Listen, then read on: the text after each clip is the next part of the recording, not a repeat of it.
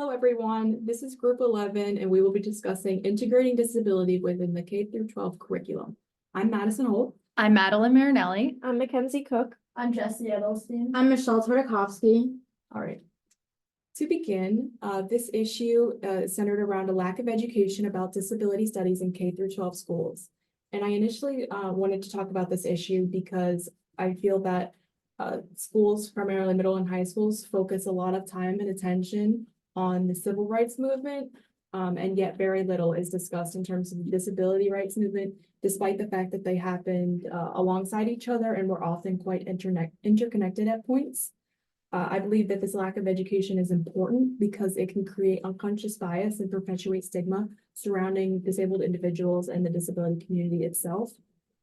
This can create long-term effects relating to ableism, and in the short term can create bullying.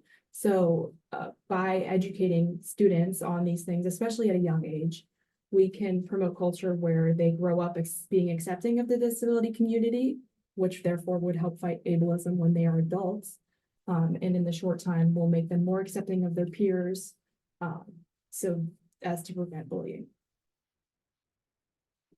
Some examples of this issue, I would first like to note that it is kind of difficult to find examples of an issue, proving an issue that doesn't exist, but broadly, this issue stems from inaccessible classrooms.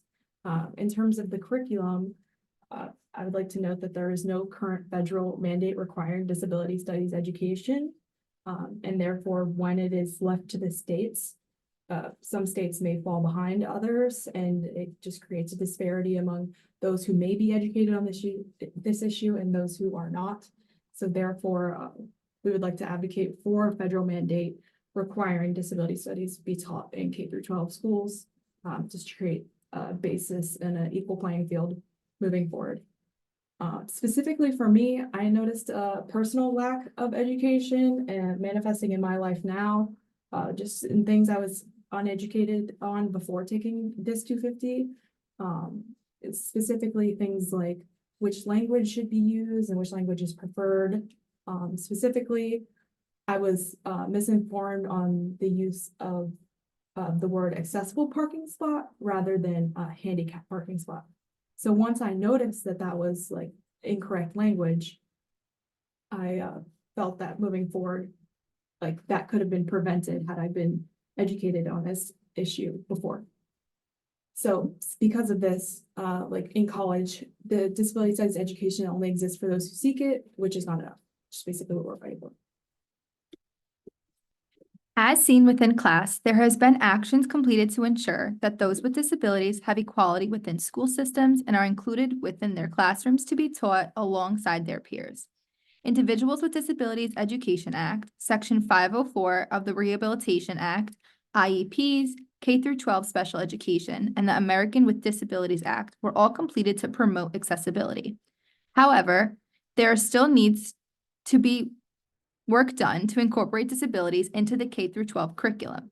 The Alan Haldsworth Disability Equality in Education is a group that developed a curriculum and a lesson plan that vetted and evaluated people with disabilities.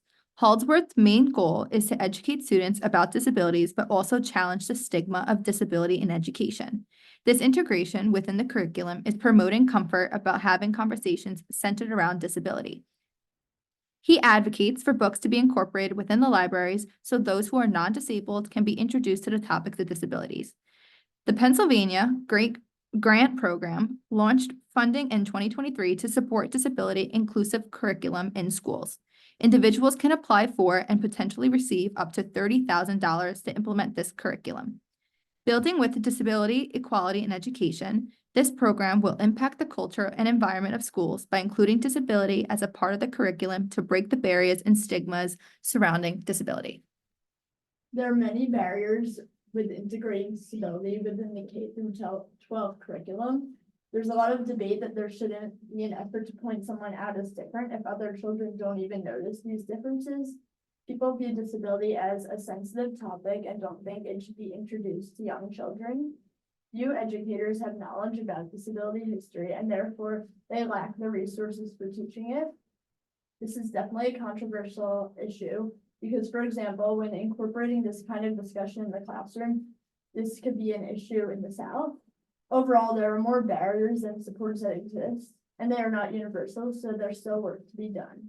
When we think of supports, we think of acceptance, so we can think of disability rights movement and the ADA. The disability rights movement prohibits discrimination in employment and ensures that there are accessible transportation services. The ADA has helped challenge stereotypes and misconceptions about people with disabilities.